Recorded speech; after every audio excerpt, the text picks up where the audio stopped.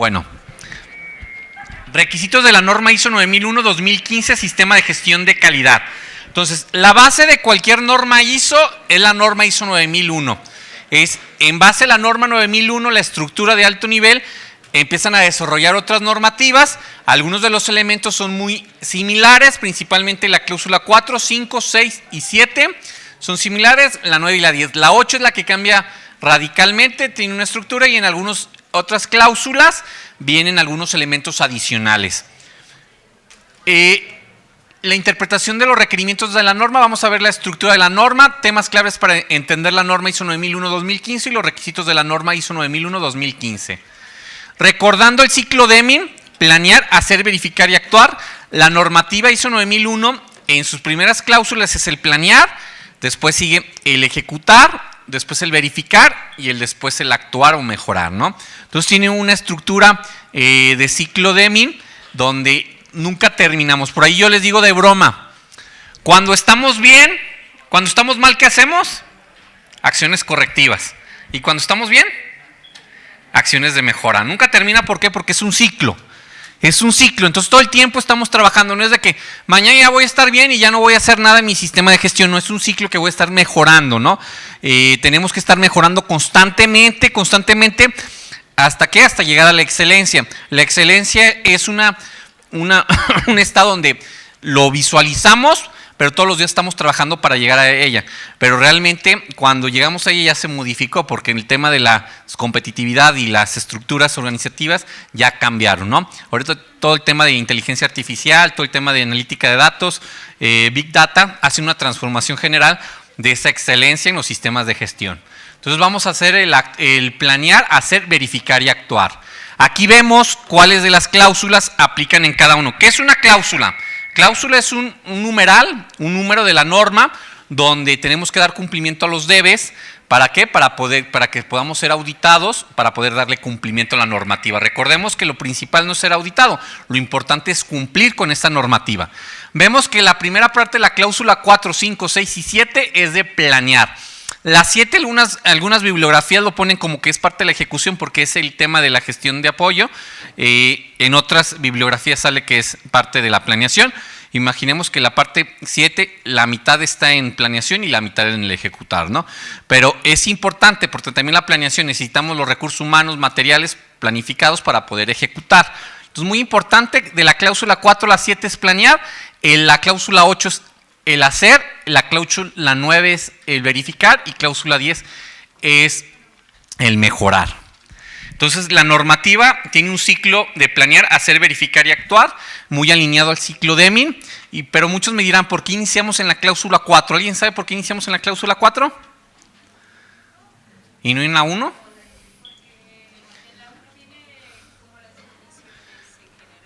Viene definiciones, la aplicabilidad de la norma, algunas condiciones propias de la norma, que más adelante lo estaremos viendo cuál es ese contexto. Pero es muy importante, de la 1 a la 3 es información de la propia norma. De la 4 a la 10 nos habla de los debes que debemos de cumplir para poder darle cumplimiento a la normativa, ser una empresa de clase mundial. Por ahí es muy importante, muchos piensan que ya logré porque mi cliente me pidió que me certificara. No, logramos trabajar con una normativa de clase mundial, entonces al nosotros estar certificados somos una empresa de clase mundial. Entonces, ¿qué vamos a estar viendo en estas cláusulas? En la cláusula 4, contexto de la organización, vamos a estar viendo esta parte de el entorno de la organización para poder hacer esa planeación estratégica.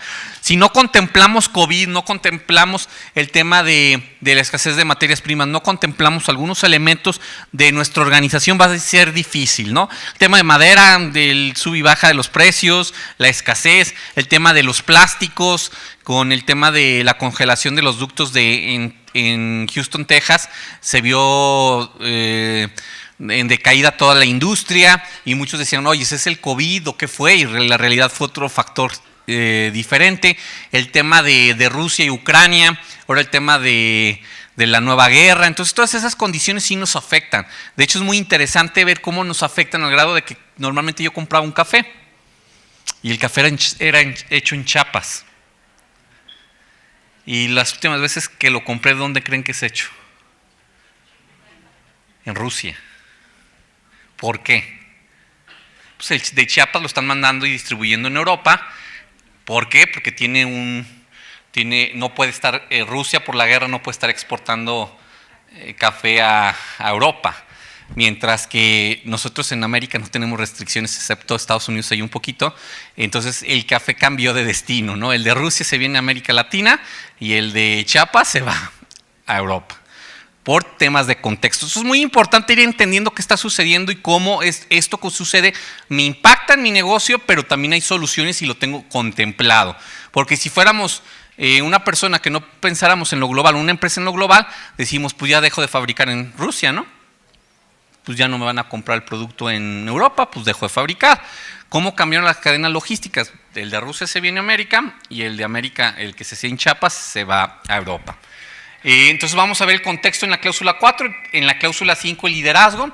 Se requiere que la alta dirección se comprometa para garantizar que se cumplan con la sección 4 y con toda la normativa. Entonces vamos a ver todo el tema de liderazgo, ese empuje de la alta dirección, cómo adopta el sistema de gestión de calidad como una parte estratégica, no solo como un sistema para cumplir y vender, sino realmente de un enfoque estratégico. Pasamos a la cláusula 6, planificación, que en la parte de planificación vamos a ver elementos de análisis de riesgo y oportunidades. Importante, la norma no solo ve lo negativo, también ve lo positivo. Dice riesgos y oportunidades.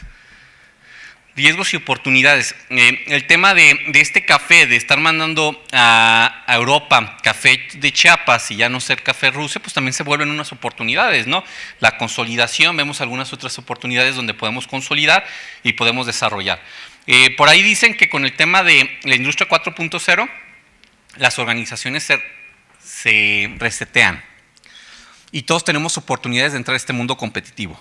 No solo los grandes apostadores como Google, Amazon, Cisco, sino cualquier persona puede impulsar su negocio con las nuevas plataformas. Vemos el Mercado Libre, Amazon, Twitter, TikTok, pero vamos recordando empresas mexicanas. Por ahí hablan en Estados Unidos de la mafia de los emprendedores. ¿Alguien conoce la mafia de los emprendedores en Estados Unidos? Son los fundadores de PayPal que vendieron y reinvirtieron en otras startups que vuelvamente son exitosas, ¿no? Pero ahora vamos hablando de la mafia en México. Es lo más triste porque no lo conocemos. ¿Alguien conoció la plataforma Linio? ¿Linio? ¿Quién? ¿Por acá? ¿Qué hace Linio? Linio lo mismo que Amazon y Mercado Libre, pero yo sí compré mucho en Linio, pero muy poca gente conoció Linio. Esa plataforma se vendió en más de $100 millones a una empresa chilena. Pero los mexicanos que arrancaron juntos, de hecho fue primero Linio que Mercado Libre, un poquito atrás de Amazon. Ellos refundaron, ahorita tienen Wesky, tienen los colchones que se abren, que te los mandan y se expanden, Luna o esos colchones. Entonces vuelven a reinvertir en cosas tecnológicas. ¿Por qué hablan de mafias de los emprendedores? Porque a partir de un emprendimiento entre un grupo se vuelven nuevamente emprendedores masivos. Entonces aquí, ¿por qué mencionarlo? Porque a partir del análisis de riesgo, ver oportunidades, empezamos a identificar esas cosas, ¿no? Muchas veces no valoramos ni cuánto vale nuestra empresa como una oportunidad. Y si mañana llegan y nos la compran, tendríamos que saber ese valor porque somos un ente competitivo. Y al ser un ente competitivo podemos vender, pero vender a un buen precio, pero teniendo un portafolio de ideas que vamos a desarrollar. Así muchas empresas se han hecho de nuevos emprendimientos y se hablan de esas mafias del emprendimiento. Después vemos el tema de recursos. Se requiere que la organización asegure el suministro de recursos necesarios para el sistema, ¿no? Hablamos de recursos humanos, recursos materiales, el tema de comunicación, el tema del propio sistema de gestión documental. Después el hacer, la operación. Se requiere que la organización implemente procesos para abordar los riesgos y oportunidades. Entonces tenemos que tener controles en los procesos para abordar esos riesgos y oportunidades que se nos están dando en la operación y poder maximizar la rentabilidad y el control de calidad. Después vamos al tema 9, evaluación de desempeño, donde vamos a estar hablando de analítica de datos, vamos a estar hablando de auditorías internas, de revisión por la dirección, entre otros elementos. Pasamos al elemento 10, mejora. Se requiere que la organización mejore en medio de la respuesta, ¿no? Entonces aquí vamos a estar haciendo acciones correctivas, acciones de mejora, vamos a estar trabajando constantemente para poder desarrollar un enfoque competitivo. Importante, vamos al lenguaje. ¿Qué es un debe? Indica que es un requisito de la norma para implementar y la organización debe de interpretarlo y aplicarlo, ¿no? El debe no es opción. Si dejo de implementar un debe, tengo que ver la no aplicabilidad. ¿Qué es la no aplicabilidad? ¿Por qué no estoy implementando ese debe? Y en ocasiones es más complicado justificar por qué no que aplicarlo, ¿no? Normalmente las organizaciones el debe que pueden excluir es el tema de diseño y desarrollo. Pueden excluir, pero por ahí también hay bibliografías que dicen que es muy complejo porque las mismas organizaciones diseñan procesos. Entonces al diseñar procesos, entonces ¿estás diseñando o no estás diseñando? Entonces se vuelve complejo. En la norma automotriz es muy clara. Existe el diseño del producto y el diseño del proceso para después empezar a hacer pruebas de prototipo y después el lanzamiento del producto a una cadena de desarrollo competitivo y constante. Cuando hablamos de la ISO 9000, algunas organizaciones han decidido dejar afuera el tema de diseño y desarrollo. Yo lo veo más conveniente que lo metan, al menos en el tema de desarrollo de procesos. ¿Por qué? Porque constantemente estamos desarrollando y modificando los procesos. No es que haya existido un proceso y ya lo implanto y después sigue el mismo proceso, sino que realmente el diseño y desarrollo del proceso es importante. Podemos excluirlo para el tema de procesos, de productos, pero no para el tema de procesos. El debería. A cambio del debe, el debe es tajante, lo cumplo. El debería indica una recomendación. La norma te dice debería, algunos deberías donde te dicen lo podrías hacer de esta forma. ¿Qué quiere decir? Yo una de las recomendaciones es que sí sigan estos deberías para que se facilite la auditoría y que fluya. Después, el puede indica un permiso, una posibilidad o una capacidad. Entonces también es importante los puede, poder dar seguimiento. Después las notas, en las notas hay muchas recomendaciones, de hecho te da el desdoble, por si en el tema del contexto de la organización te habla de que tienes que hacer una revisión de tecnológico, social, mercado, entre otros elementos muy importantes para el propio desarrollo del análisis del contexto de la organización. Información documentada, la organización debe documentar procesos, manuales, instructivos, etc., que sean respuesta del requisito. Entonces te dice información documentada durante la norma y son documentos que debemos de tener. Y conservar información documentada, entonces la información tiene que hacerse de un respaldo y tener un proceso de gestión de esta información documentada. Importante esos elementos. Si nos quedan claro, tanto como auditores como implementadores, ya llevamos un 20% de avance, ¿no? ¿Por qué? Porque algo importante cuando entendemos estos elementos, cuando llega el auditor o cuando llega nuestro compañero que es auditor y va a auditar nuestro proceso, muchas veces quieren hacer auditorías de buenas prácticas. ¿Cuáles son las buenas prácticas? Cosas que no nos dice la norma, pero ya nos quieren levantar no conformidades por cosas que no dice la norma. Entonces, si nosotros conocemos la estructura de la norma, entendemos la estructura de la norma y al auditor le hablamos de debes, va a ser más sencillo. ¿Qué debes me estás auditando para entenderlo? Te estoy auditando este debe. No, es que este es un debería. No, esto es una nota. Entonces es muy importante entenderlo y también entender este lenguaje para que la auditoría se vuelva más fluida. Es verdad, al cambio de normas o auditores multinormas, hay normativas que te dicen algunos elementos que otras no te los dicen y podemos tener ese ciclo de estar auditando cosas que no nos piden la normativa. Entonces, ¿yo qué recomiendo? Apréndanse los debe, apréndanse el concepto de debe. No les digo que se aprendan todos los debes, sino más bien que conceptualicen dónde están estos debes para cuando los estén auditando ustedes también puedan hacer esa reflexión. ¿Qué me estás auditando, auditor? Para tener claramente qué es lo que estoy fallando, ¿no? Porque después me dicen, no, es que debes de tener, una vez nos tocó, debes de tener procedimientos con códigos, codificados. ¿Y yo en qué parte de la norma dice que tienen que estar codificados?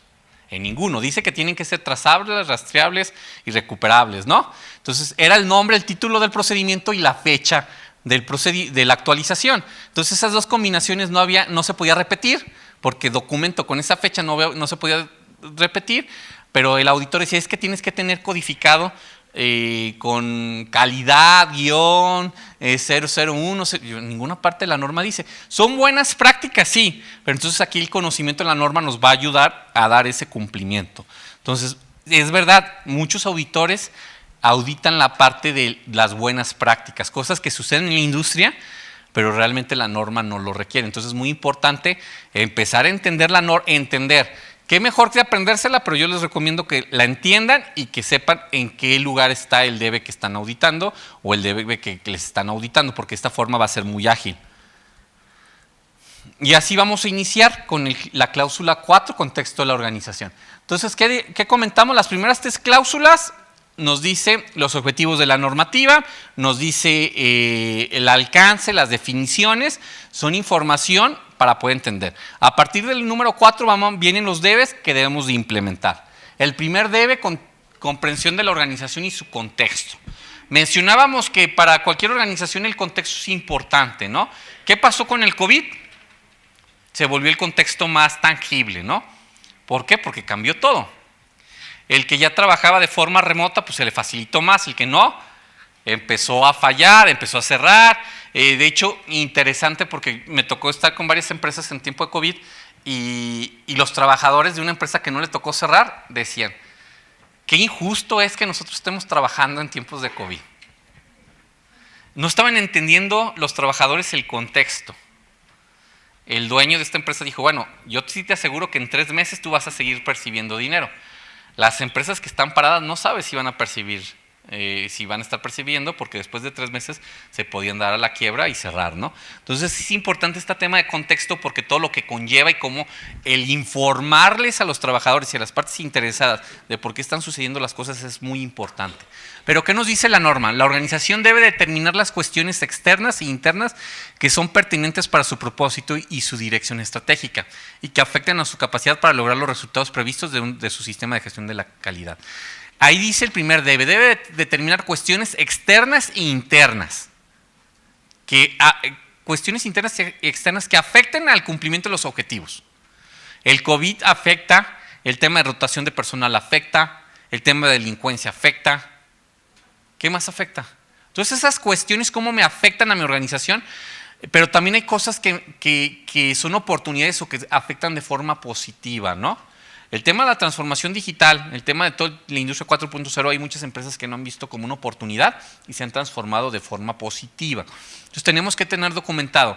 La organización debe realizar el seguimiento y las mediciones de la información sobre sus cuestiones externas e internas. Y aquí vienen las notas. ¿Las notas son obligatorias? No, pero son guías, ¿no? Nos van a dar la guía. La nota 1, las cuestiones pueden incluir factores positivos y negativos o condiciones para su consideración.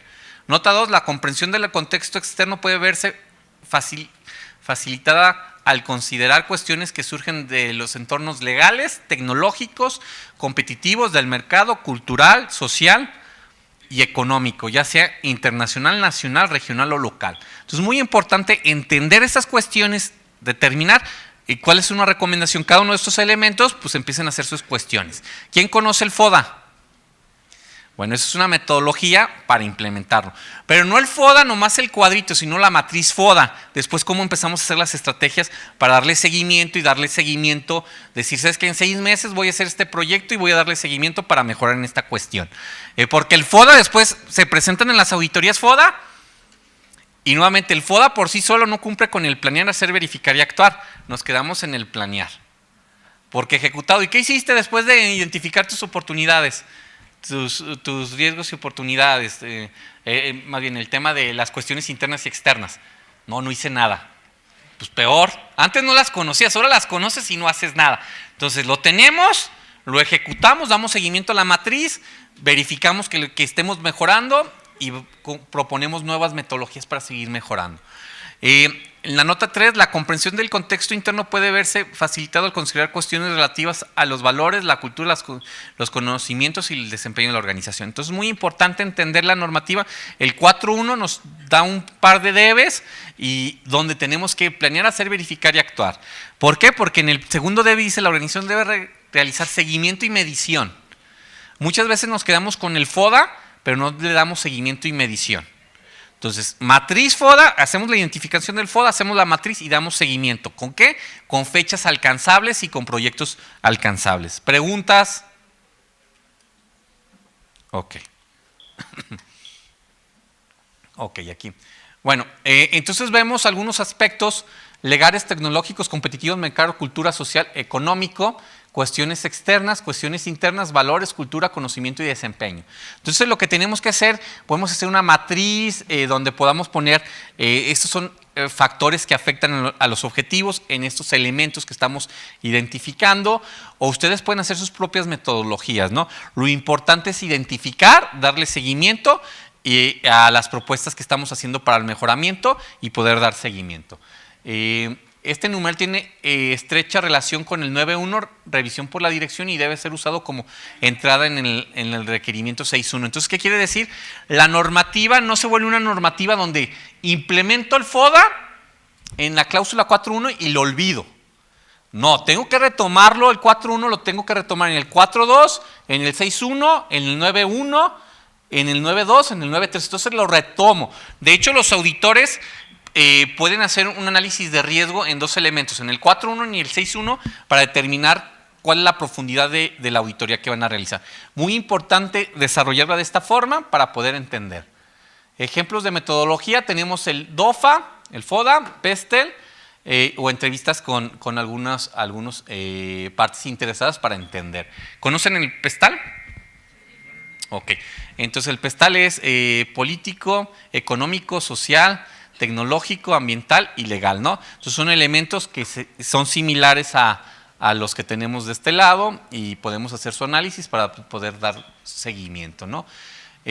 Podemos ver aquí cómo tenemos un FODA, empezamos a poner, esto puede ser colaborativo, todos los gerentes, todas las partes interesadas empiezan a poner algunos elementos y empezamos a hacer la implementación, se empiezan a hacer preguntas de qué aspectos pueden impedir el crecimiento de la organización o qué aspectos pueden determinar que cierre la organización. Muy importante entenderlo, porque en ocasiones también nos dicen, oye, entonces ¿cuántos debo de tener? Lo importante es hacer una buena metodología donde se haga conciencia y que se atiendan los principales factores. Por decir, la escasez de agua. Si somos una empresa agroalimentaria, la escasez de agua es un elemento claro que está sucediendo, ¿no? El tema es de que a lo mejor los próximos 3 años no voy a tener problemas, pero en los próximos 10 años sí voy a tener problemas. Entonces son elementos que tenemos que tener en el contexto de la organización y tenemos que ir desdoblando para empezar a hacer preguntas sobre ello, ¿no? Oye, entonces si yo estoy en la industria de los alimentos, me tengo que preocupar por la industria de la tecnología, el tema de ciberataques, todo eso. Sí, pero en otro grado, ¿no? Vamos preocupándonos primero en el primer grado, en nuestras primeras preocupaciones, y después vamos bajando las siguientes preocupaciones. Porque me ha tocado también ver empresas que tienen en el contexto miles de factores, pero después no le dan seguimiento a ninguno de los factores. Entonces es muy importante cuáles son el objetivo de mi organización se vería afectado. O en resumen, ¿qué factores me pueden llevar a la muerte de mi organización? ¿Qué factores? Donde si pasa eso, por si el dólar mañana sube a 30 pesos por dólar, ¿me afecta o me beneficia? Que es después algo complejo. A las empresas exportadoras, que el precio del peso contra el dólar esté fuerte, ¿es conveniente o no conveniente? Para los exportadores. Al peso a 18 pesos, 16, 17 pesos, ¿es conveniente para un exportador? ¿Por qué? Después hay temas interesantes que no nos queda claro, no tenemos esa profundidad. Un exportador, exporto berries. Entonces hay que ir entendiendo, ¿no? Y a un importador le conviene, ¿no? Entonces los que compran juguetes en dólares se pueden ver beneficiados. Pero la curva general en ocasiones no entendemos, porque dice, pues compro unas cosas en dólares y otras en pesos. Entonces tenemos tan poca información que no sabemos cómo nos va a afectar. Okay. Que no sabemos cómo nos va a afectar. Entonces es importante entender esas condiciones de a mi organización qué le conviene. ¿Qué le conviene? ¿Que el precio del dólar esté bajo o alto? En muchas ocasiones no sabemos. No tenemos contempladas esas condiciones. Aquí tenemos algunas cuestiones externas, políticos, estabilidad laboral, inversión pública, infraestructura, social, tasa de desempleo local, percepción de seguridad, niveles de educación, días festivos, días hábiles. Por decir, un contexto que nos trae ahorita preocupados a los empresarios. ¿Nos va a beneficiar o nos va a perjudicar la jornada laboral de 40 horas semanales? Es un dilema, ¿no? ¿Nos beneficia o nos perjudica? Lo tenemos que meter en el contexto. De inicio, meterlo en el contexto. ¿Sí? Algo importante, que de hecho Slim en algún momento propuso 36 horas de trabajo, 3 días a la semana, pero trabajando lo mismo. Vamos a lograr los mismos objetivos trabajando menos horas. Entonces ahí es donde realmente se vuelve conveniente. ¿Por qué? Porque hay calidad de vida y entonces es algo positivo. Pero ¿y si realmente lo que hacemos es, ok, entonces si yo hacía 48 productos, ahora voy a hacer 40 productos? ¿Qué es lo que nos dice como país? Antes hacía 48 productos y ahora voy a hacer 40 productos. Vamos a ser menos competitivos. Es una política de pérdida de competitividad. Pero ¿y si en esas 40 horas hago los mismos 48 productos? Somos más competitivos. ¿Por qué? Porque hay mejor calidad de vida. Entonces es muy importante entender estos factores. O al empleado, si le van a pagar lo mismo, pues está muy bien. Pero si le van a reducir esas 8 horas, por ejemplo, que trabajaba y ahora va a ganar menos. No le pueden reducir por la ley. Tiene que mantenerse. Entonces, tiene que mantenerse. Pero entonces son cuestiones que debemos de meter en el tema de nuestro contexto de la organización. Y son cosas que no sabemos si a quién le benefician, a quién lo perjudican, y en la ecuación final, cómo nos vemos afectados.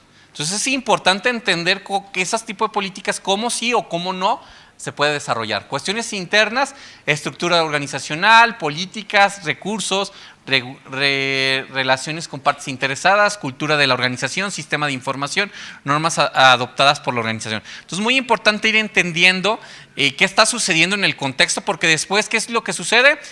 Cambia el contexto, cambia 40 horas y estaba ganando un 8%, un 5% mi empresa. Esas 8 horas que le estoy cambiando en el sentido de maximización de la operación, puedo verme disminuido y ya no voy a seguir como empresa. ¿Por qué? Porque veo afectado. Tengo que pagar horas extras cuando no las pagaba. Es muy importante irlas entendiendo, y después las horas extras, ¿cómo se van pagando? Las primeras 3 horas se pagan de una forma, las siguientes 3 se pagan de otra forma y las últimas 3 de otra forma. Entonces se está viendo que el impacto económico en la organización se vuelve complicado. ¿Cuál es un enfoque que se podría estar viendo en este tema del horario? Pues más bien entender qué es lo más compatible para las organizaciones, porque hay empresas que solo trabajan un turno y se van a ver afectados porque ya no van a empezar a abrir a ciertos horarios. Entonces tenemos que ir entendiendo cómo lo vamos a atacar. Nos vamos a brincar el taller, esas actividades ustedes lo van a relacionar, pero vemos también el tema aquí vemos un ejemplo, perdón, aquí me brinqué algo. Las partes interesadas, el 4.2, nos habla de las partes interesadas, cuáles son las necesidades y expectativas de esas partes interesadas. Cuando hablamos del debe del 4.2, estamos hablando de qué necesita el trabajador, cuáles son sus necesidades y su expectativa. ¿Qué necesita un trabajador? Cualquiera. Dinero, ¿no? Después nos atrevemos a poner eso, un sueldo competitivo. ¿Cuál es un sueldo competitivo? Pues no sabemos ni cuál es el promedio de los sueldos. Tendríamos que ir por data, buscar el sueldo promedio y decir voy a subir un 5% del promedio. Ese es un sueldo competitivo. Después, ¿qué más requiere el trabajador? Formación, estabilidad. Muchos de los trabajadores, cuando llega a la industria automotriz, abandonan empleos con mejores sueldos por empleos de menores sueldos para una industria más estable, ¿no? Como la industria automotriz. Es entender qué es lo que buscan. Los trabajadores muchas veces les dices, oye, te voy a dar un aumento, cuando realmente lo que quiere es un sábado de descanso. Entonces tenemos que ir entendiendo qué es lo que requiere el trabajador, porque en muchas ocasiones lo hacemos de forma unilateral y aumentamos el sueldo y pensamos que con eso estamos logrando satisfacer las necesidades y expectativas de las partes interesadas. Después los inversionistas ¿qué buscan? Ganar. ¿Y cuánto es ganar bien? Hay un tema que dice por arriba de CETES. La inversión por arriba de CETES. ¿Por qué? Si no, mejor vendo todo y lo meto a CETES y que me paguen CETES. Eso es lo que no entendemos a veces los trabajadores, ¿no? Ahorita el CETES, ¿en cuánto está? Entonces, una organización al menos tiene que dar con su inversión el 11 punto y algo. Entonces, esa parte, los accionistas buscan al menos CETES. Por ahí ya los que realmente invierten te dicen 2 veces CETES. Si no me da 2 veces CETES, que estamos hablando ya del 22-24%. Pero bueno, vamos a hacernos conservadores, al menos nos tiene que dar CETES, porque si no lo que estamos haciendo es desgastándonos y no siendo productivos. Entonces podemos ver una parte, una tabla como esta para la cláusula 4.2, donde vemos partes interesadas, necesidades y expectativas. Aquí vemos el empleado, oportunidad de pago, formación, desarrollo, seguridad y salud, expectativa, reconocimiento, bienestar, beneficios para el empleado y su familia. Entonces es importante entender, una organización en el pasado hablaban de con satisfacer las necesidades del cliente, con eso bastaba. Ahora, ¿cuántas empresas están cerrando por falta de trabajadores? Muchas, ¿no? Por eso el tema de la disrupción de los robots, no es porque algo, sino realmente está sucediendo algo que ya hay mucha gente que no quiere trabajar para ciertas actividades, entonces la están sustituyendo, ¿no? Entonces es importante entender cuáles son las necesidades y expectativas para poder trascender y para poder realmente tener un propósito en la organización y entender cada parte interesada qué es lo que requiere. ¿Un vecino qué requerirá? Un vecino. Por decir, en la cervecería López Mateos, ¿es modelo? Sí.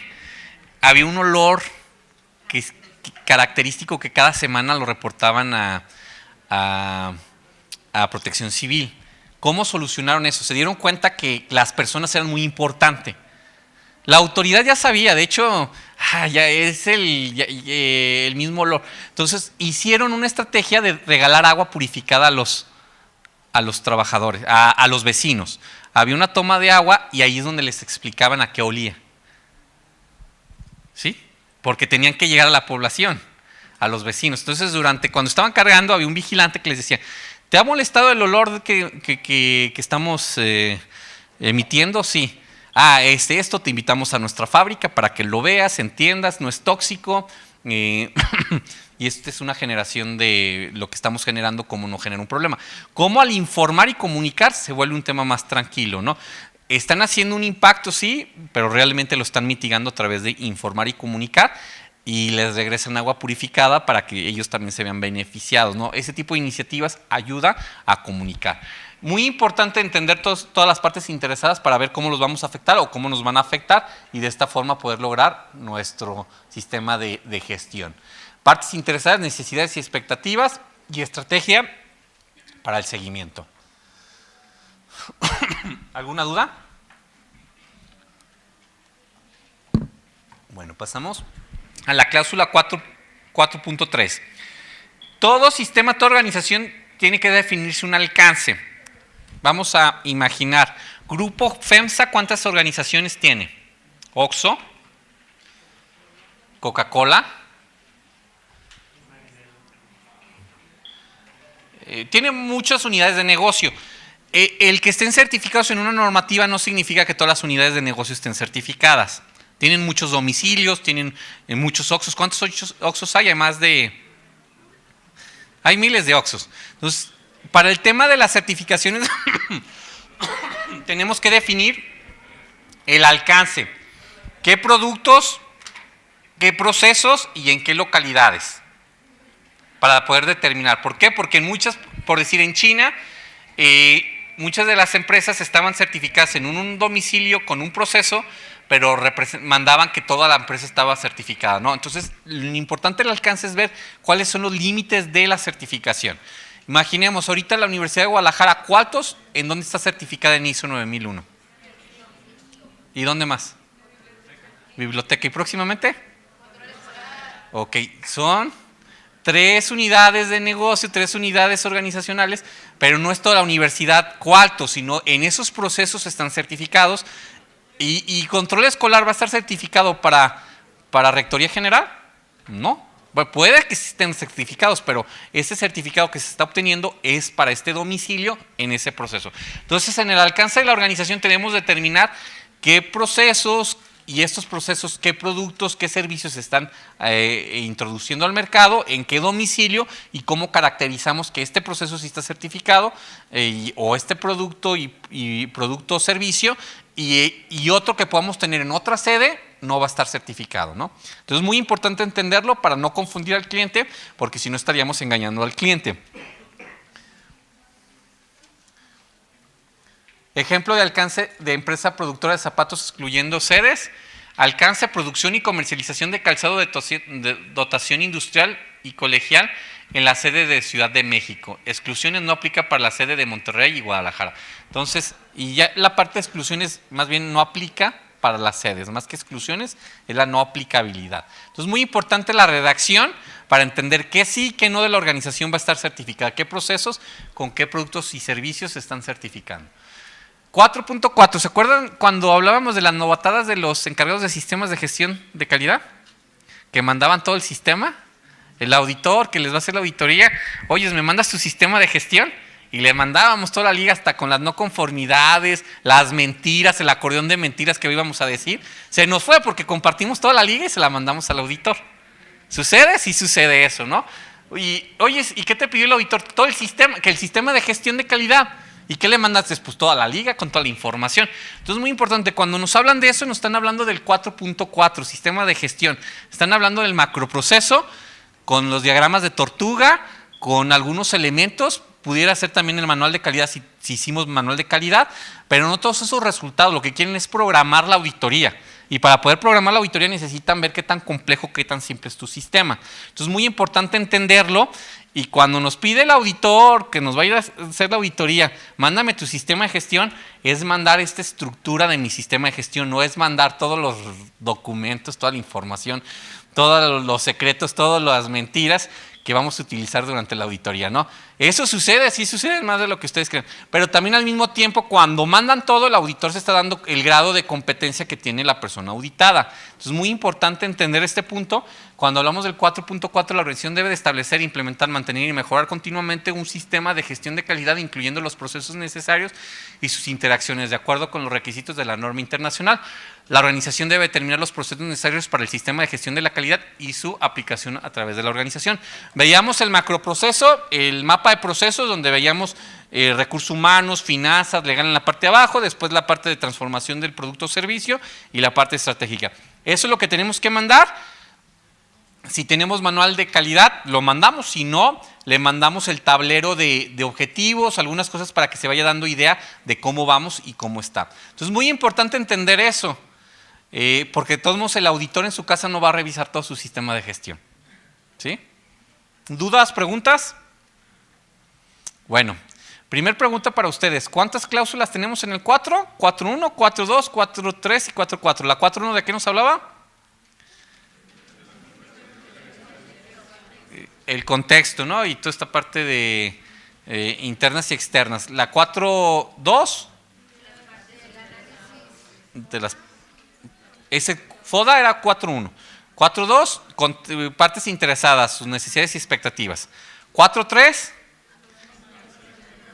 el alcance del sistema de gestión, qué sí y qué no vamos a certificar, ¿no? Y con los domicilios. Y el 4.4 la visualización del sistema de gestión de forma gráfica, rápida, donde podamos entender cuáles son los procesos que comprenden ese sistema.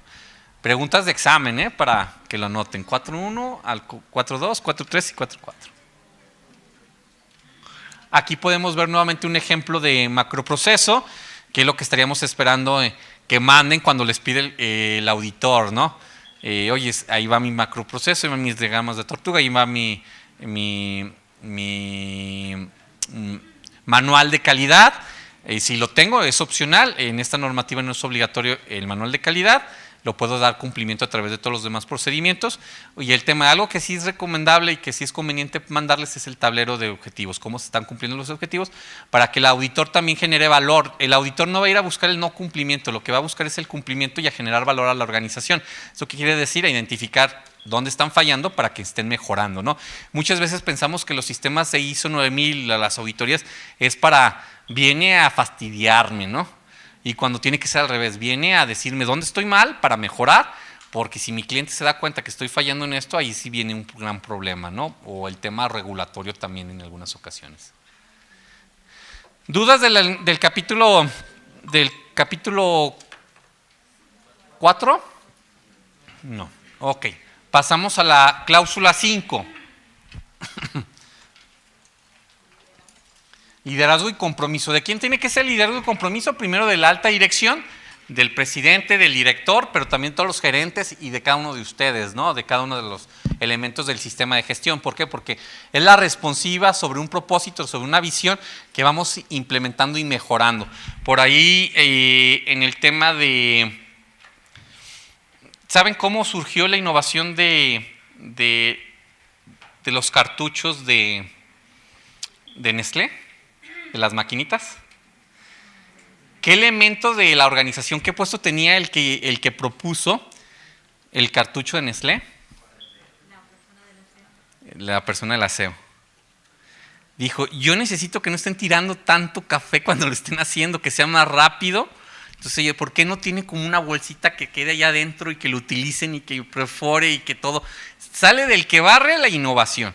Después de eso, la llaman a ser parte del departamento de innovación. Pero como desde el que barre está observando y ella quería resolver una problemática de ella. A mí me dejan un tiradero, lo que no quiero es que no me estén ensuciando. Entonces ella empezó a proponer algunas características para el tema del café y hicieron las cápsulas que se perforaban para el tema de innovación. ¿De quién vino? Del que barre. ¿Por qué? Porque el principal problema que quería era que no quería seguir barriendo el cochinero que le hacían en las áreas de consumo de Nestlé, dentro de sus propias áreas de consumo. Entonces, muy importante entender.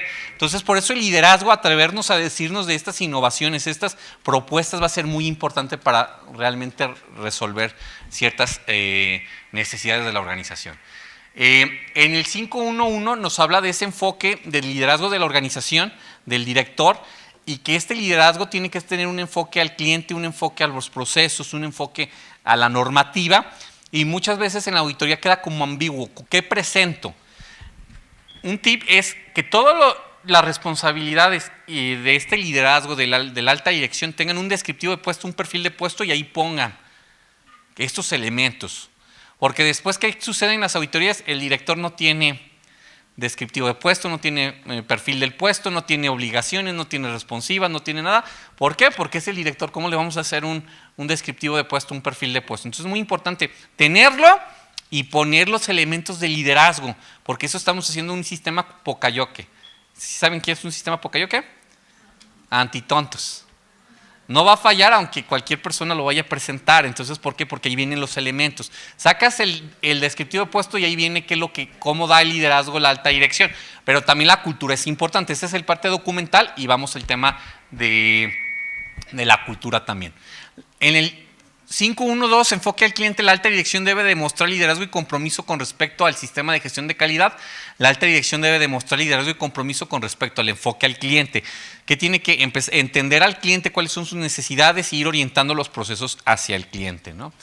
Explicación del numeral o acciones sugeridas en la implementación es el requisito donde se identifican a la alta dirección como responsable por estas acciones y hace énfasis en un liderazgo efectivo. Entonces, este liderazgo efectivo tiene que ver una metodología de cómo lo lleva. Una de las metodologías, algo que siempre lo dejan afuera, es cómo lleva el liderazgo la alta dirección. Pues con las revisiones por la dirección, con el compromiso de que se hagan auditorías, con el compromiso de que se estén pagando las auditorías. Existe un compromiso coherente del director, sí, por esa evaluación de los objetivos constantes, trimestre con trimestre o mes con mes. Entonces, es importante entenderlo. El liderazgo y compromiso se despliega en la alta dirección conforme puede ser por varios cargos, ¿no? En una empresa pequeña podría incluir el dueño o socios y a un pequeño grupo de personas claves que responden directamente a ello. Entonces tenemos que entenderlo, desdoblarlo en el descriptivo de puesto y tener una cultura de que, ok, ¿cómo solucionas una problemática? Pues la soluciono porque me abre la puerta el director y le damos una solución factible y viable en el momento adecuado. Ejemplos de evidencia de implementación: demostrar liderazgo mediante definiciones de la política y objetivos, que también es importante, asignar los recursos necesarios, comunicar la importancia de una gestión eficaz y conforme con los requisitos, asegurar que el sistema de gestión logre los resultados previstos, promoviendo la mejora continua, apoyando los roles pertinentes de la dirección para demostrar su liderazgo en cada una de las áreas. Pero esto, ¿dónde lo pongo? Pues hay que ponerlo en el descriptivo de puestos, en el perfil de puestos. ¿Todos saben qué es un perfil de puestos? ¿Alguien no sabe? El perfil de puestos o descriptivo de puestos es un documento donde ponemos las funciones de cada puesto, cuáles son las competencias que debe tener y cómo el horario, entre otros elementos, de cada persona que va a trabajar en una organización. Algunas evidencias del diario: informe de las reuniones por la dirección, el logro de los resultados planeados a través de tablero de objetivos, a través de las entrevistas con colaboradores, entre otros elementos. Muy bien. En el 5.2, pasamos del 5.1 de liderazgo al 5.2, el tema de política. ¿Qué es una política? Pues algo que nos orienta, ¿no?, al cumplimiento. La política de calidad tiene que tener ciertos elementos para dar cumplimiento a la normativa ISO 9001. Entre unos, el propósito de la organización y su contexto. Otro, cuál es el objetivo de la mejora, el cumplimiento de los objetivos. Otro, el tema legal. Entre estos elementos debe ser un documento que se establezca, implemente y mantenga esta política vigente y que toda la organización la conozca. No quiere decir esto que se la aprendan de memoria, pero sí en el momento que le estén auditando, que puedan leerla, puedan explicarla y puedan demostrar que se está llevando. Debe estar disponible y mantenerse como información documentada y debe comunicarse entre la organización y partes interesadas pertinentes. Entonces, ¿qué recomiendo aquí? Que vayan a la normativa 5.2, van a venir 5 elementos. La parte legal, el tema del contexto de la empresa, el tema de la mejora continua, el tema de los procesos, el enfoque a procesos, que esos elementos que vienen en la normativa los implementen, los dejen tal cual para que cuando se los pregunten a sus colaboradores no vayan a fallar, pero sí le den el estilo propio. Porque si somos una empresa de sillas, pues poner, somos una empresa que fabricamos sillas ubicados en Tepatitlán, donde nos esforzamos por la calidad de nuestros productos y servicios a través de los procesos de alta excelencia en cumplimiento legal y regulatorio para satisfacer las necesidades de nuestras partes interesadas. Entonces queda globalizada todos los elementos y de esta forma lo volvemos como el ADN de nuestro sistema de gestión para dar el cumplimiento. ¿Dudas de la política? ¿Quién tiene dudas? Ok. Pasamos al 5.3, roles, responsabilidades, autoridad en la organización. La alta dirección debe de asegurar de las responsabilidades y autoridades para los roles pertinentes se asignen, se comuniquen y se entiendan en toda la organización. ¿Qué es lo que sucede? En muchas organizaciones, y viene un ejemplo, una pregunta, ¿el gerente de calidad puede parar la línea de producción? Levante la mano, ¿quién dice que sí? ¿El gerente de calidad puede parar una línea de producción? Levante la mano, ¿quién dice que sí? ¿Quién dice que no? Levante la mano. ¿Quién estuvo bien o quién estuvo mal?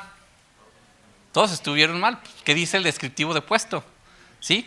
Tenemos que ver, hay organizaciones donde sí puede y en organizaciones donde no puede. Entonces el tema de roles y responsabilidades y esa parte de autoridad. Normalmente no ponemos el tema de autoridad en los descriptivos, nomás ponemos cuáles son las funciones, pero no la autoridad. Y ahí es donde viene el problema, porque cuando conviene es porque paraste, y cuando no conviene es porque no paraste, ¿no? Entonces es un tema ahí interesante, porque el de calidad puede decir, bueno, yo te voy a rechazar posterior, pero me estás perdiendo tiempo y recurso, ¿por qué no lo paraste en línea? Entonces ahí viene el tema de los roles y responsabilidades y esa parte de autoridad. Tiene que quedar muy clara la autoridad. Por decir, ¿quién puede sacar un préstamo? ¿Quién puede dar un crédito? Una serie de condiciones de la autoridad dentro de los procesos que debe de estar establecido. ¿Quién puede autorizar un reproceso? ¿Quién no puede autorizar un reproceso? Entonces tenemos que tener en el descriptivo de puesto, en los perfiles de puesto, bien claro cuáles son los roles y responsabilidades, pero también la parte de autoridad. ¿Por qué? Porque después sucede como lo que sucedió en esta aula, ¿no? ¿Quiénes dicen que está de acuerdo que puede parar la línea? Unos que sí y otros que no. Entonces llega el consejo y no estaba documentado. Entonces, ¿quién tiene la culpa? El de recursos humanos, porque no lo puso. No, todo el proceso porque está mal documentado. Está mal documentado. Entonces lo estamos dejando de una forma subjetiva. En ocasiones me gustó porque paraste, en otras ocasiones no porque no paraste. Entonces es muy importante que quede establecido estas condiciones. ¿Para qué? Para que realmente podamos hacer. Y aquí viene el tema de las crisis. Muchas organizaciones tienen crisis. Y después sale el de calidad y dice, y una entrevista. ¿Puede dar esa entrevista el de calidad? No. ¿Por qué no? Bueno, hay que ver quién es la persona específica, puede ser el de calidad, pero tiene que estar autorizado, ¿no? Entonces es muy importante, hay organizaciones grandes, hay organizaciones pequeñas, pero empezamos a ver. Y el director lo vio bien, no estaba autorizado, pero lo vio bien, y la primera la deja pasar, la segunda lo deja pasar, pero el problema es de nuevamente comunicación, no sé qué puedo hacer y qué no puedo hacer. Entonces, dentro de la organización, nuevamente el problema más cotidiano es el tema de comunicación. ¿Por qué? Porque no sabemos ni qué podemos hacer y qué no podemos hacer. Entonces, si no queda claro y el sistema no nos ayuda a eso, estamos construyendo sistemas con problemas, ¿no? Entonces aquí lo importante es establecer qué sí puedo hacer y qué no puedo hacer, y es la cláusula 5.3, roles, responsabilidades, autoridades en la organización. ¿Dónde vamos? ¿Qué espera qué espera el auditor o qué esperan ustedes como auditores? Pues realmente que haya descriptivos con roles, responsabilidades y autoridades, y que esto se esté llevando de acuerdo conforme a lo escrito. Por ahí alguien me preguntaba, oye, si cuando hay una incapacidad alguien puede suplir, sí, pero hay que dejarlo también documentado cómo va a ser.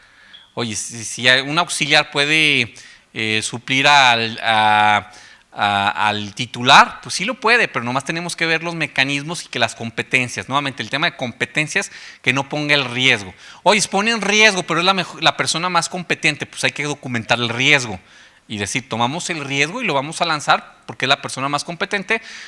¿Y en qué fallamos para ese riesgo? En el que no desarrollamos una persona que fuera a cubrir ese cargo. Entonces ahí tenemos que empezar a hacer mejoras continuas dentro del sistema de gestión. ¿Cómo se deben actualizar las responsabilidades correctamente? ¿Cómo actualizamos las responsabilidades? Bueno,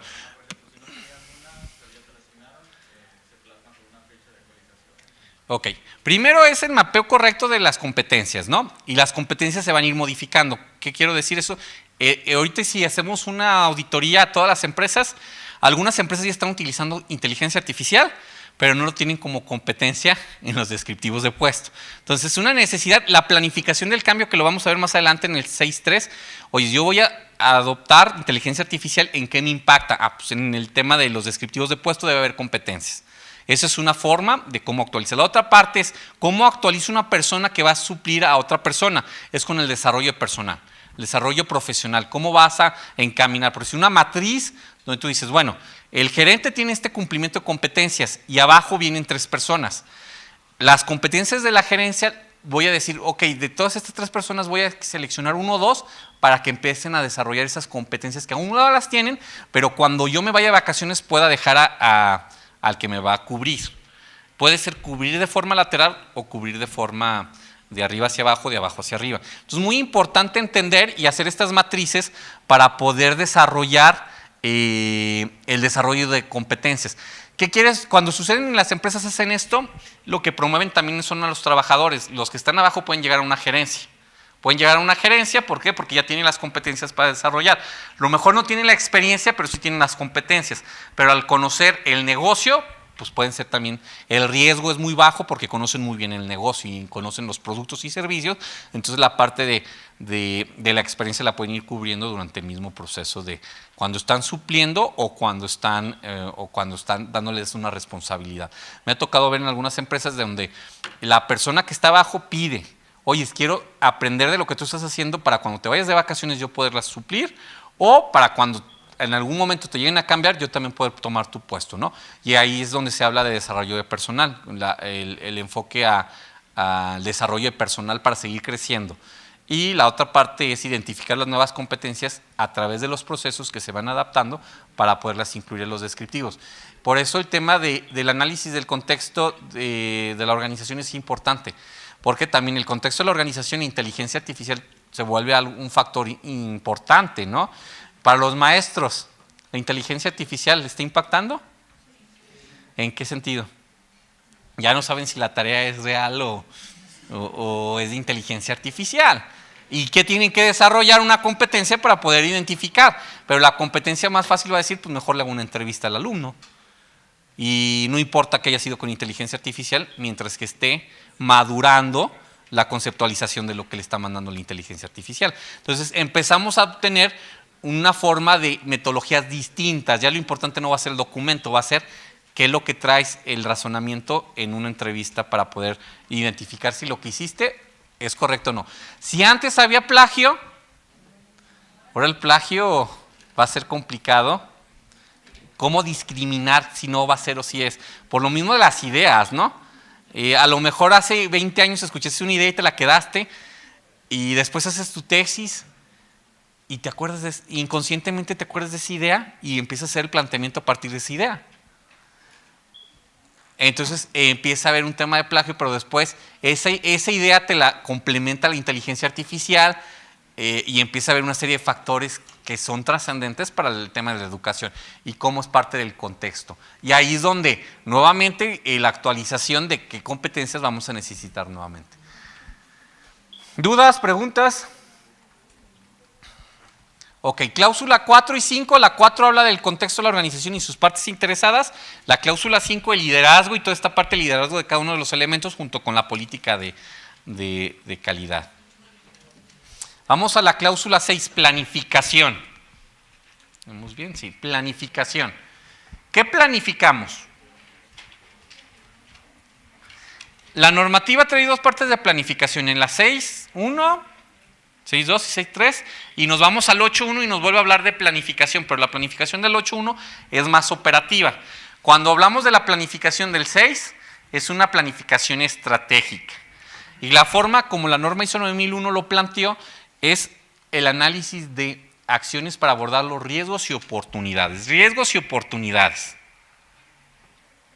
Riesgos y oportunidades. ¿Qué oportunidades podemos desarrollar en la organización? ¿Qué riesgos tenemos? Y esto tiene que hacerse en la parte estratégica, en la parte operativa y en los procesos de apoyo. ¿Qué riesgos? Al planificar el sistema de gestión de la calidad, la organización nuevamente debe considerar las cuestiones referidas en la cláusula 4.1. 4.1, el FODA, el tema del contexto de la organización, y los requisitos referidos en el apartado 4.2, partes interesadas, porque también los riesgos nos los traen nuestras partes interesadas, y determinar los riesgos y oportunidades que es necesario para abordar. ¿Cómo lo vamos a hacer? La organización debe planificar las acciones para abordar estos riesgos y oportunidades y la manera de integrar y implementar las acciones en sus procesos del sistema de gestión de calidad. 4.4, macroproceso y todos sus elementos. Evaluar la eficiencia de estas acciones y las acciones tomadas para abordar los riesgos y oportunidades deben de ser proporcionadas al impacto potencial en la conformidad de los productos y servicios. ¿Qué quiere decir? Para los riesgos y oportunidades tenemos que hacer planear, hacer, verificar y actuar. Ciclo Deming. Planear, hacer, verificar y actuar. Entonces tenemos que identificar riesgos, oportunidades. Hay muchas metodologías. Uno es el COS, otro el tema de AMEF, análisis modo efecto de falla, o propias metodologías que ustedes pueden ir desarrollando, ¿no? Lo importante es qué falla o qué riesgo tengo. En la actualidad, ¿qué riesgo tenemos? Vienen las elecciones. ¿Qué más viene? Por ahí el riesgo de una tercera guerra mundial. Otra vez dicen que hay un virus más fuerte que el COVID, pero que no, ahora fue lo contrario, ya no se le ha hecho caso y la gente está muriendo, pero mejor le ponen que…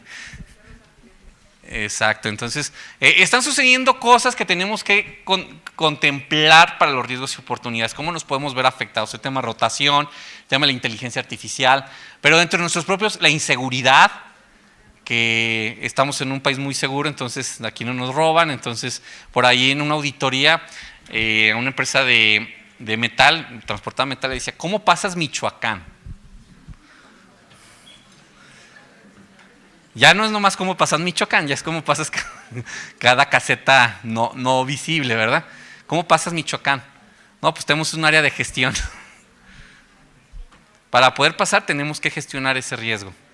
Gestionarlo con las nuevas autoridades ahí en el sitio, ¿no? Entonces se gestiona. Pero ahí es donde, oyes, pero lo contemplas dentro de tu contexto. Dice, no, pero sí estamos actuando, ¿no? Estamos actuando, ¿por qué? Por cierta visibilidad. Algo contrario que hizo Bimbo. Bimbo dijo, yo ya no le vuelvo a dar un peso por camión para el tema de los robos, y lo mitigó de una forma distinta, desde la aseguración, aseguraban las cargas y de esa forma pues, lo veían como un riesgo, pero lo quisieron mitigar, no que querían negociar con delincuentes. Entonces esto es importante entender y cómo dentro del sistema lo vamos a obtener. Por eso el sistema es estratégico. El sistema es estratégico, no es nomás un sistema de calidad para darle cumplimiento y certificarnos, sino también es un tema estratégico donde ve este tipo de cosas que tenemos que actuar, ¿no? Entonces vamos a tener matrices como la que se presenta a continuación. A ver, vamos viendo. El número 6.1 no presenta como un debe la implementación formal de la gestión de riesgos en lo relacionado con identificación de riesgo y oportunidades. La organización puede escoger la metodología. Aquí nuevamente ustedes escogen la metodología, hay muchísimas metodologías. Lo que te dice es que debes de gestionar la planificación, la ejecución, la verificación y la mejora de tus riesgos con la metodología que tú quieras. Entonces vamos a ver, no lo tenemos aquí, no. Bueno, hay matrices de riesgo, criterios de valoración, implementación de métodos de gestión de riesgo basado en la norma ISO 31010. Ese es un ejemplo muy, muy importante. AMEF, método Delphi, entre otros. Entonces, les pongo un ejemplo. El AMEF. El AMEF es ¿en qué podemos fallar? Si estamos haciendo sillas, pues que se caiga la silla, que no resista el peso. ¿Cuál es la falla? Silla quebrada. ¿Cuál fue la causa? La madera no era resistente. ¿Cuál fue la causa? Que la madera. ¿Quién lo provocó? Calidad, compras, producción. Entonces tenemos que ir identificando y después vamos a ver el grado de peligrosidad. ¿Qué tan peligroso es eso? ¿Nos van a demandar? Si se cae el presidente de la República, sí nos van a demandar si utilizo esa silla, ¿verdad? Peligrosidad 10, depende de quién es nuestro cliente y cómo es nuestro cliente. Peligrosidad o severidad. Después, ¿qué tanto ocurre? ¿Qué tanto ocurre que se quiebre esa silla? Un 5%, un 10%, entonces le vamos a dar un valor. ¿Qué tan fácil lo detecto antes de que salga el producto? Hago una multiplicación y me va a salir un número de prioridad de riesgo. Entonces yo digo si en base a mis políticas atiendo ese número de riesgo, ¿no? Entonces hay muchas metodologías. Está el ejemplo en la ISO 31010 que utiliza nomás el tema de severidad y ocurrencia. Multiplicamos y atendemos los riesgos. Hay muchas metodologías donde lo podemos ir desarrollando. Para ello es importante cada quien seleccionar la metodología. Algo importante de las metodologías es, la mejor metodología es la que entendemos. La mejor metodología es la que entendemos, no es la que nos dicen que implementemos, la que entendemos. Si no entendemos la metodología que estamos implementando, error. Entonces hay que implementar metodologías que sí entendemos. Vamos a pasar al siguiente elemento, al 6.2, en el tema de objetivos del sistema de gestión de la calidad y cómo planificarlos. Hay muchas metodologías también para la implementación. Hay objetivos SMART, donde son medibles, alcanzables, entre otros elementos. Están los AQRs. ¿OQRs? ¿Alguien conoce los OQRs? OQRs.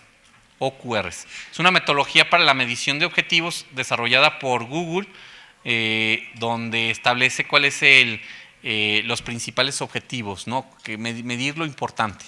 Vamos a medir lo importante y vamos a hacerlo a través de acciones que nos contribuyan a esta medición de lo importante. Entonces, una metodología OQRs, KPIs, tenemos que establecer un sistema de medición donde establezcamos qué estamos midiendo, qué está midiendo, cómo lo estamos midiendo y quién lo va a medir y cuál es la fecha de cumplimiento. Entonces, tenemos que darle este cumplimiento, qué se va a hacer, qué recursos se requieren, quién será el responsable, cuándo se finalizará, cómo se evaluarán los resultados. Hay muchas metodologías, sí. En el tema financiero todavía hay más metodologías, las podemos adaptar, sí, ustedes adáptenlo, pero lo importante nuevamente es implementen metodologías que ustedes entiendan.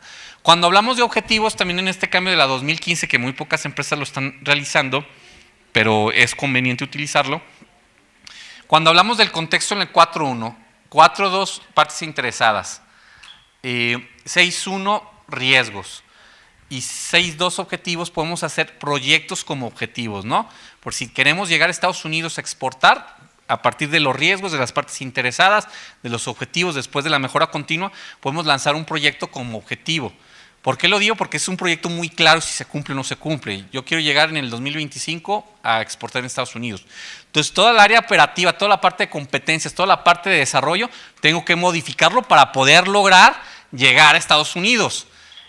Ahí el tema de la medición, vamos a poner cuáles son las fases de esa exportación, ¿no? Primero tengo que tener un producto que cumpla, después tengo que tener una cadena, después me tiene que ser rentable o viceversa. ¿Cómo vamos cambiando? Pero vamos a ir teniendo metas alcanzables, medibles y que nos ayuda a lograr el objetivo previsto. ¿Dudas, preguntas? Los objetivos no solo es tenerlos, es estarlos midiendo y mejorando. Si yo tengo un objetivo en incumplimiento, tengo que hacer una acción de mejora para darle cumplimiento. Si tengo un objetivo que está cumpliendo, por si nos toca llegar a empresas donde el objetivo es tener 85% de satisfacción del cliente y nos presentan y todo el tiempo está en 99%. Y durante los últimos 10 años ha estado así. Entonces, oye, pues ya cambia el objetivo del 85, ya súbelo a 95. Si nunca has bajado, que realmente suceda algo cuando bajes de ese 95% porque tienes 10 años cumpliendo con el 99% de la satisfacción. Es importante entender esto y aquí vemos cómo el tema de los objetivos financieros, procesos, responsabilidad social, mercado y clientes, aprendizaje y conocimiento pueden estar interrelacionados para el cumplimiento de los objetivos generales del sistema, ¿no? La implementación de herramientas como el BSC, Balance Scorecard, pertenece a la organización, define los objetivos a la luz de todas las perspectivas claves para el éxito del negocio. Esto lleva a la organización a definir objetivos y metas organizacionales en función de metas financieras, estandarización, metas de cara al mercado, compromiso de cara al desarrollo del personal, entre otros. Entonces vemos que tiene que ser metas, porque normalmente ¿qué es lo que vemos en los sistemas de gestión? En ventas, en quejas y en satisfacción del cliente. Son los objetivos clásicos. Pero eso pues, sí está en cumplimiento, pero eso no es el motor. Hay el tema de desarrollo de personal, el tema de nuevos mercados, el tema nuevo de innovación, pues también hay que llevar ese ADN al tema de los objetivos, no dejarlo tan plano, porque en todas las organizaciones ponen ventas, satisfacción y quejas. Muy plano, eso te dice que es una organización que está llevando un sistema nomás porque vengan a auditarlo. Ya cuando empiezas a ver 5 productos innovados, el tema de clientes que repitan, no cuántos clientes tengo, sino cuántos clientes repiten en comprarme, ya se vuelve un sistema más de generación de valor, no tan plano para el tema de los objetivos. Vamos a brincarnos aquí. Aquí vemos un tema de despliegue de estrategias, directriz, misión, objetivo, perspectiva en el Balance Scorecard, proceso de impacto del logro del objetivo, indicadores pertinentes mediante el logro de los objetivos. Entonces podemos ir haciendo matrices para responder el qué, quién, cuándo, dónde y cómo y con qué metodología lo vamos a estar haciendo. Esto es lo que se espera en una auditoría. No, ese es el cómo, no meramente el auditor te va a auditar esto, te puede dar ejemplos y yo te estoy pidiendo algo como esto, donde me deje claro cómo estás midiendo tus procesos. 6.3, planificación de los cambios. Un elemento que muchas de las organizaciones no lo cumplen, planificación de los cambios. ¿Qué sucedió ahora con el teletrabajo? Se adoptó, pero ¿se planificó? No. No quedó claro quién iba a pagar el internet, no quedó claro cuántas horas tienes que estar conectados, la luz, ¿sí? Y después también, pero de las dos partes, ¿no? Porque también escuché muchos trabajadores o alumnos, pues no tengo internet, no es mi responsabilidad. ¿Sí? Entonces, ¿de quién es la responsabilidad? No quedó definida. Entonces, esta planificación, ¿qué voy a cambiar? ¿Voy a cambiar y los voy a dejar trabajar desde casa? ¿Los voy a dejar estudiar desde casa? ¿De quiénes va a ser la responsabilidad? El internet. Hasta antes de la ley, acaba de generarse una ley donde te empieza a establecer algunas condiciones de teletrabajo, pero antes era, bueno, yo te dejo ir a tu casa, pero tú asegúrate de tener toda la infraestructura, y si no, vente a trabajar, aquí está como tu lugar, ¿no? Entonces ahí cómo cambió, ¿no? Yo te dejo ir, pero tú encárgate toda tu infraestructura. No al principio del COVID, donde ¿qué sucedía? Te dejo ir, pero yo me encargo de tu infraestructura. Entonces cambió una serie de condiciones y eso es lo importante, planificarlo antes de que sucedan los problemas. ¿Qué acciones voy a tomar para planificar todo lo que puede suceder? El hackeo. ¿Sucedió ahora que se fueron de COVID a trabajar en casa? Sí, hubo mucho hackeo de la información. Gente que estaba esperando que lo hicieran, empresas, corporativos, bancos, es el momento de hackear. ¿Por qué? Porque están dejando las puertas abiertas, ya están trabajando desde casa, entonces vamos a entrar por ahí. Ya estaba planificado ¿por quién? Por los delincuentes, pero no estaba planificado por las organizaciones. ¿Sí? ¿Cuántos hemos escuchado que empresas también se les va el internet y se van a pagar nóminas al cibercafé o al café? Yo he escuchado más de 10 empresas donde, ¿cómo que te fuiste al café? Sí, pues no había, tenía que pagar las nóminas. Entonces, todo esto son los riesgos que no contemplamos y cómo el tema de planificación de los cambios nos lleva también al tema del análisis de riesgos. Cambio de, ya voy a traer madera ahora de China en vez de traerla de Norteamérica, cuáles son las complicaciones, el tema de, voy a mandar a maquilar ahora ropa a la India, a Pakistán, cuáles son esas complicaciones, qué es lo que puede traerte que no está claramente identificado en los contratos. Entonces eso es lo que nos habla, ¿no? ¿Por qué? Porque después viene la planificación, cambio organigramas, pero legalmente no puedo cambiar el nombre de la persona hasta que lo cambie primero legalmente en la acta constitutiva, algunos nombramientos. Entonces, ¿cómo puede verse impactado un cambio de organigrama en una organización y desde su planificación? Entonces, tenemos que planificar antes de que suceda. Me voy a cambiar de domicilio y no le aviso a nadie. Ni a los clientes ni a los proveedores. Ya estoy en el otro. ¿Por qué no llegan mis proveedores ni mis clientes? Pues nunca planifiqué ese cambio. ¿Sí? O otro tipo de planificación cuando las empresas transnacionales llegan a ciertos países donde tienen ciertas culturas y tienen que adaptarse a ellos. Pero entonces entra dentro de la planificación. ¿Qué tenemos que planificar? Pues los riesgos de que de ese cambio vaya a impactar y a qué procesos va a impactar. Hablábamos del descriptivo de puesto, hablábamos del organigrama, hablábamos de algunos elementos que le estaría impactando y teníamos que contemplarlo anticipadamente. ¿Dudas? El 6 hablamos de 3 elementos. El primero, riesgos y oportunidades. Riesgos y oportunidades. El 80% de las empresas solo tienen riesgos, no oportunidades. ¿Sí? Hay que también documentar oportunidades.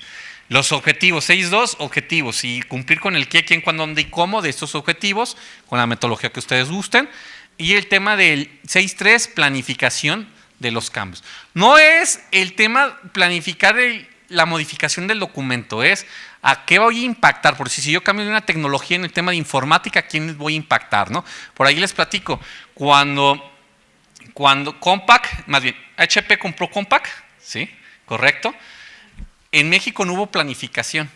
Había más HP en el mercado, había más ventas en HP en el mercado, pero a nivel mundial Compaq era la que tenía mejor posicionamiento, entonces Compaq fue el producto que se quedó, HP lo dejaron a un lado.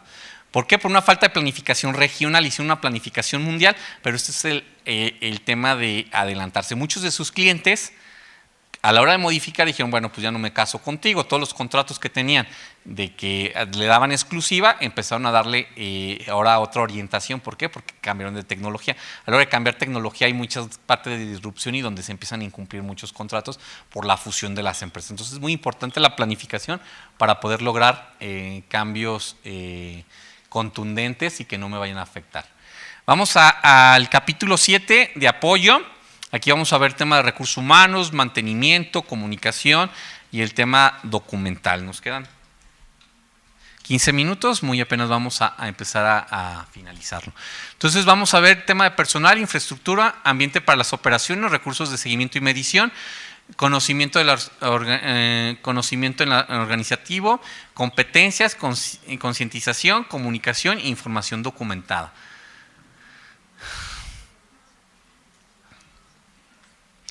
A ver, entonces, imaginemos, muchas veces nos hacemos la pregunta, cuando nos están auditando, decimos, es que no tengo el personal. La pregunta es al revés, con el personal que tienes, ¿qué puedes hacer? Con lo que sí tienes, ¿qué sí puedes hacer? No es al revés, ¿qué no puedes hacer con lo que no tienes? Entonces la norma está muy enfocado, ¿qué podemos hacer con lo que sí tengo?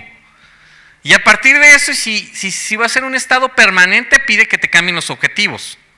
Si va a ser un estado que no va a cambiar, no digas, yo necesito 20 operadores para que hagan este producto, pero tengo 10. Eso no sucede en las empresas. ¿Verdad que no sucede?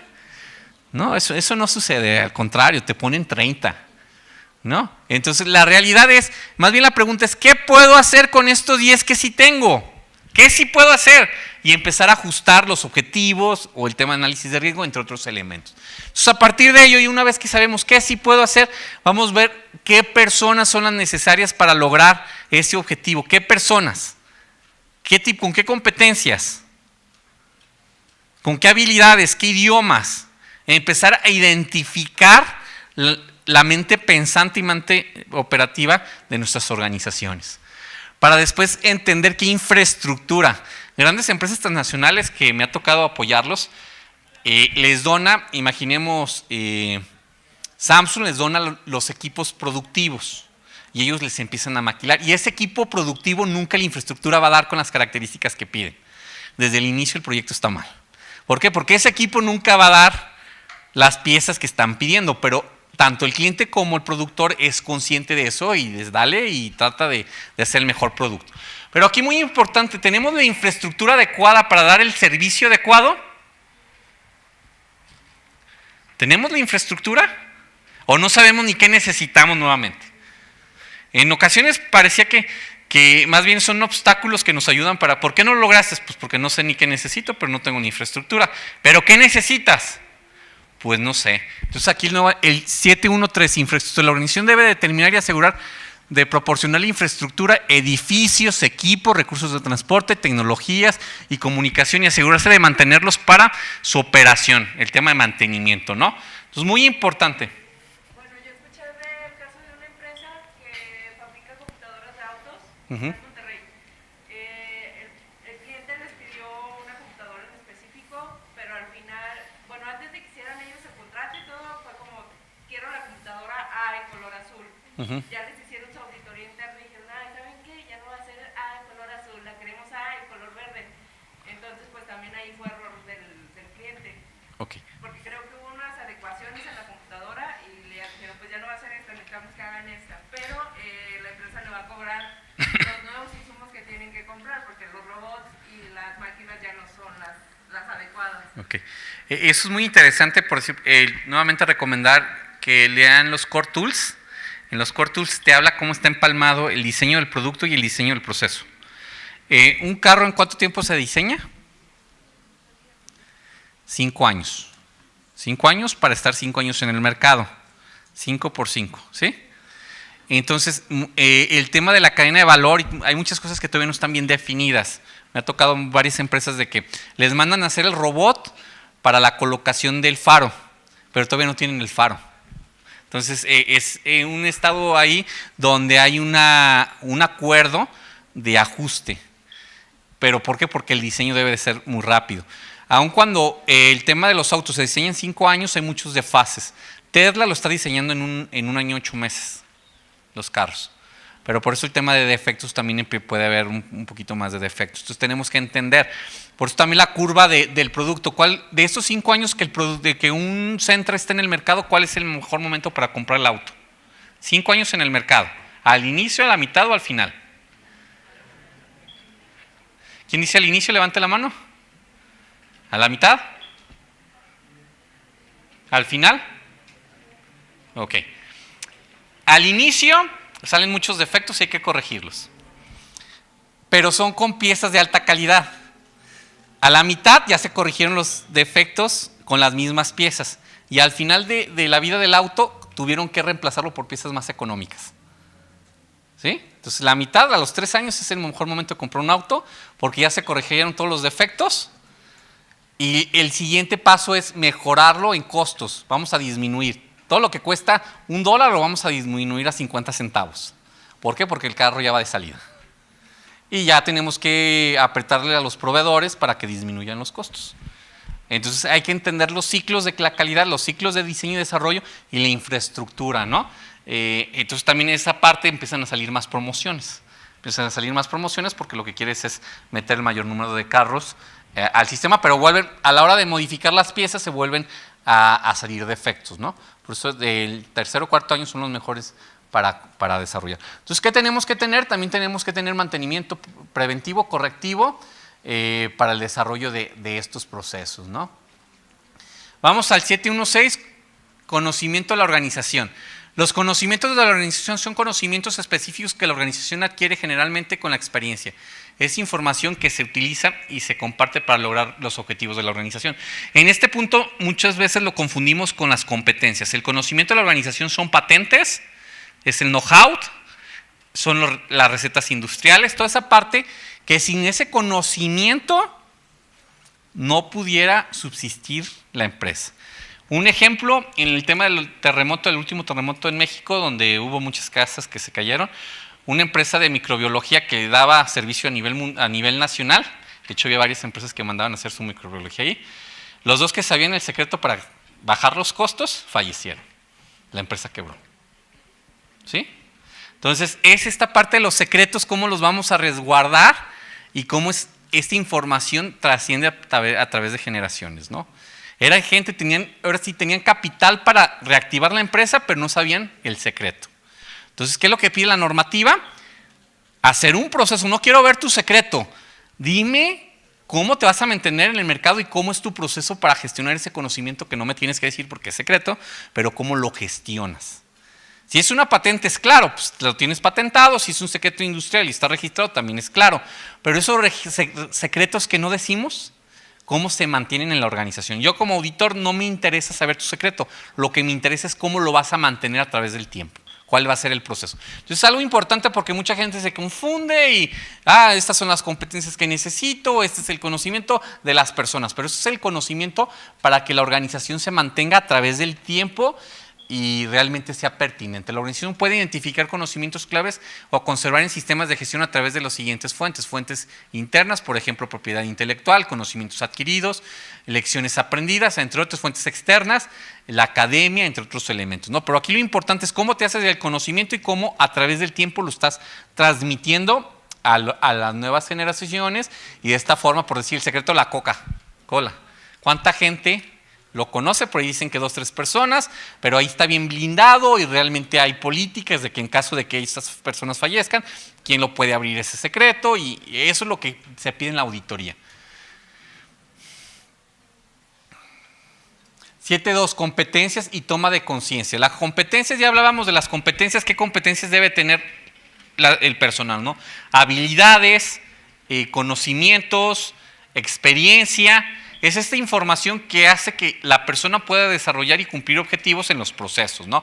Si no cumplimos con las competencias en el personal, pues tenemos un riesgo de que se esté cometiendo alguna falla, un riesgo en el proceso. Entonces las competencias tenemos que desarrollarlas y muchas veces preguntan, oye, es una persona que tiene 40 años en una empresa, no tiene la primaria, ¿qué hago?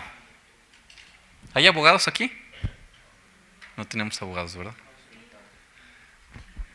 ¿La educación es obligatoria en el estado de Jalisco hasta qué? Hasta la preparatoria. Entonces es obligación de las empresas promover que estudien hasta la preparatoria. Porque después ahí es el vínculo. La autoridad dice que tiene que haber la educación obligatoria, pero nadie se preocupa por ellos. Entonces promover que estudien. Yo promuevo de que ellos también tienen una decisión. Le doy facilidades, ¿hasta qué? Hasta la prepa.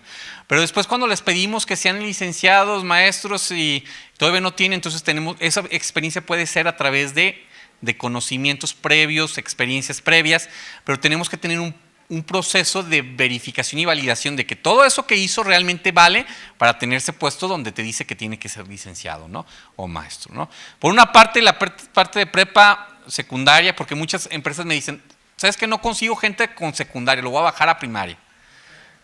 Eso es lo más fácil, ¿no? Me bajo. Pero la importancia y la responsabilidad de que la obligación en Jalisco es hasta la prepa, es un tema de auditoría, ¿no? ¿Qué estás haciendo para que cumplan con la parte legal? ¿Les estás dando oportunidad de que vayan a estudiar? ¿Cómo lo haces, no? Entonces es muy importante entender esta parte de competencias. Definición de competencia, habilidad para aplicar conocimiento y habilidades para lograr los resultados planificados y se obtiene con base en la educación, entrenamiento y experiencia. Nota, las organizaciones identifican la brecha entre la competencia actual de las personas y la necesaria para realizar las actividades necesarias en cumplimiento de esta brecha. ¿Dónde estoy y a dónde quiero llegar? Y ahí viene el plan de desarrollo del personal con un desarrollo profesional donde vamos a ir subsanando esas competencias que no tiene con ciertas capacitaciones. Toma de conciencia. Es el punto más difícil de cumplir y de auditar. ¿Por qué? ¿Quién me ayuda? Allá atrás, ¿por qué será más difícil toma de conciencia? tema de toma de conciencia 7.4. ¿Qué tan conscientes somos de un sistema de gestión? ¿Sabemos qué va a suceder si incumplimos algo? Probablemente sí, pero le vas a decir que sí al auditor. Oye, ¿por qué no cerraste la puerta?